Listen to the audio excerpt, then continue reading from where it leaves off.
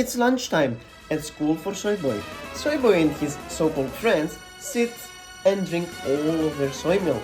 Oh, Soy Boy's soy milk has run out. He needs to go and throw it to the trash.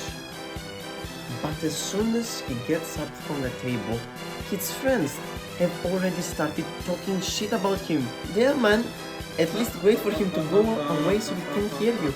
He can hear them laughing about his appearance, the way he dresses, how he acts. Now he knows that he can't trust them with his deepest secrets, nor he can rely on them in a time of need. This is so pathetic. Now, the Greek guy. The Greek guy has brothers everywhere. Wherever he goes, people come and follow him. They love him and they respect him because they can tell how hard he has worked and how much value he provides back to the community. He is a valuable and respected member, and that's why people rush to help him. And of course, in return, the Greek guy helps them back. They help each other grow and become better people. Now that's more like it.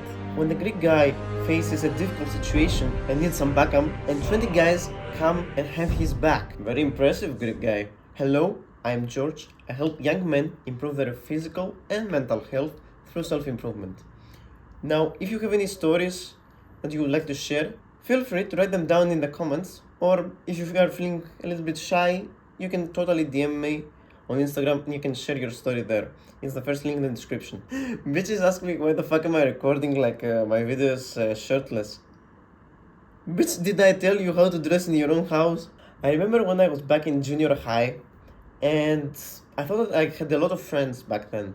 They were my so-called friends, because in reality, none of these people genuinely cared for me or had my back. As a matter of fact, they were out to get me whenever they could.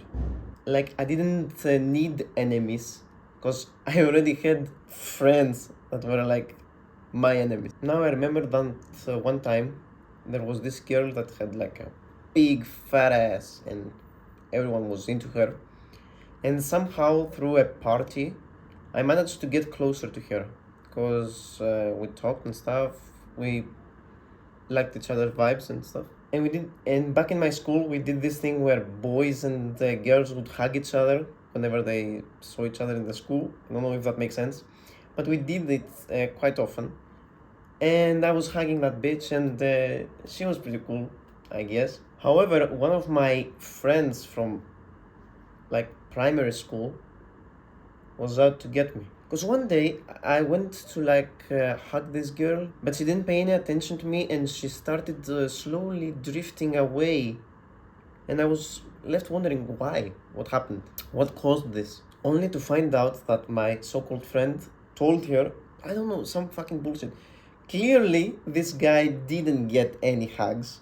It's like a flex or something. But back then it was okay. So because this guy didn't get any attention, he was obviously jealous. So this is what we call the bottom of the bucket crab. And to make you understand what this phrase means, allow me to tell you a story. There was a guy that was visiting like a dock, and there was a fisherman there fishing for crabs. As the guy approached the fisherman, he saw that inside his bucket there were numerous crabs, but there was no lid. And he tells the fisherman, hey, excuse me, won't the crabs escape? There's no lid in the bucket. And the fisherman says, watch. And as soon as a crab managed to get a hold of the lid and tried to pull itself to escape, all the other crabs at the bottom started pulling down the crab back to where it started. And this is what we call the bottom of the bucket crab. These are the people that, because they cannot improve or they don't want to improve, and they see you improve, they want to pull you down to their level because they are too lazy to do the work that you do. And you need to cut these people off immediately. It was something that I forgive him, but I cannot forget it. And this was the pinpoint of me officially leaving that friend group. And as a matter of fact, I did cut that friend off after an incident we had some years later, because he got really violent towards me for no apparent reason, because I was slowly drifting away from the whole friend group, because I only had one common interest with these people, which was playing video games. And as soon as I stopped hanging out with them, because I had that girlfriend at the time, and also I wanted to go to the gym and do other stuff, we spent less and less time together. Then we bonded over drinking, and as soon as I stopped, we stopped hanging out completely.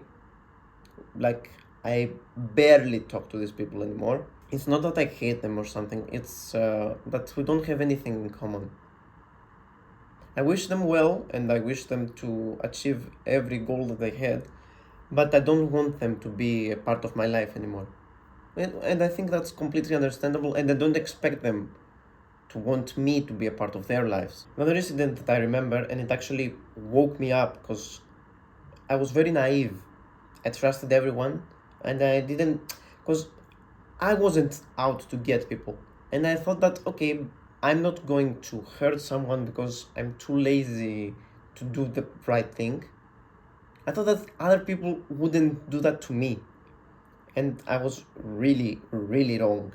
I trusted one friend with the secret that I lost my virginity with that one ex that I had, which was a huge mistake as he started spreading that rumor, desperately trying to shut it down, as that ex's brother was in my school and I didn't want him to know. And that guy, I asked him about a girl one day, and that I had heard the rumors that she was sleeping with some random guy, and I wanted to like confirm it because at that point I cared about this specific issue. And he immediately went and told the guy that I had asked that. Both of these dudes are complete retards. He actually caused me a problem. I had to deal with this other stupid dude because for some reason he thought that I was out to get him or something. And as soon as that happened and I understood that he told him shit to like just to get me in trouble, I was like, okay, this guy is a complete snake.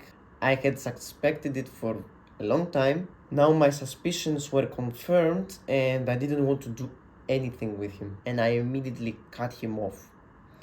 We were part of the same friend group, but whenever he was around, I was like really cold and distant, or I didn't even like go to the function because he was there. Because you could tell that I wouldn't be able to have a good time when I was surrounded by snakes. Anyways, to each their own, everyone lives their own lives, and I'm not here to judge. Like, I forgive them. I'm not saying that I'm perfect and that I didn't make any mistakes in the past, but I definitely didn't do these mistakes. And also, I wasn't such a horrible friend. Anyways, my mental health was trash at that time. I was anxious and depressed, and these were the people that I attracted by being in that state.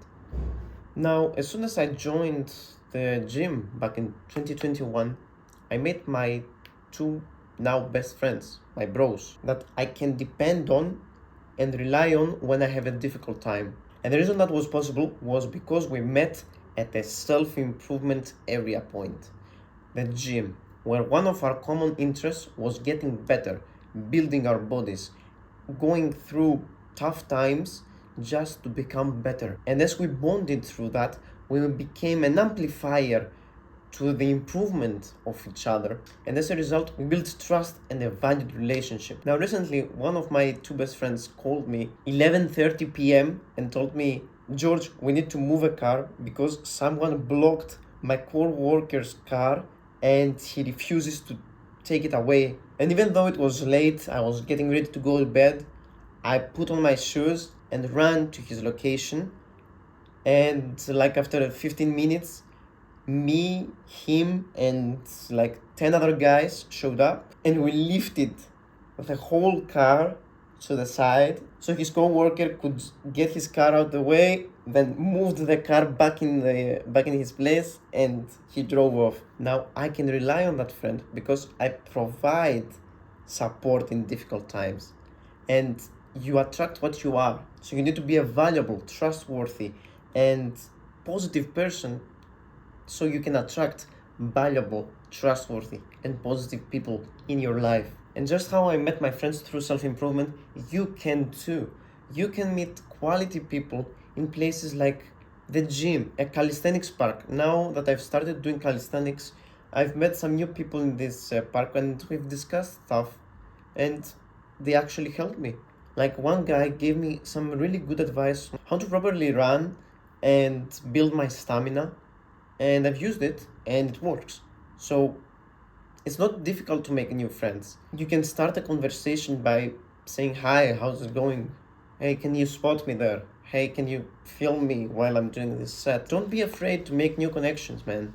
It's totally cool to speak to like random people. You're not being weird. Like, don't start a conversation with how you used to eat your boogers like until you were at 12 or years old. Like, start with a topic that it's like general and see how the other person reacts and get to know them. Slowly, you will develop a connection and a friendship with these people, and soon enough, you will have an army of people ready to help and support you. This can be both IRL and online, even though IRL friendships are way better, in my opinion. Online friendships can be cool too. Through a program that I was a part of, I met this French guy called Hugo. I'm sure he's watching this video, for sure. Hugo, even though we've never met IRL, has been a great influence and a great guy to have around. I appreciate him for whatever he has done for me. He helped me get back on track with my self-improvement. He helped me cut down my Instagram usage. He helped me make more videos because I was driven to like compete with him on who will make more videos and who will be more consistent with his YouTube journey. He has his own YouTube, I'll link it.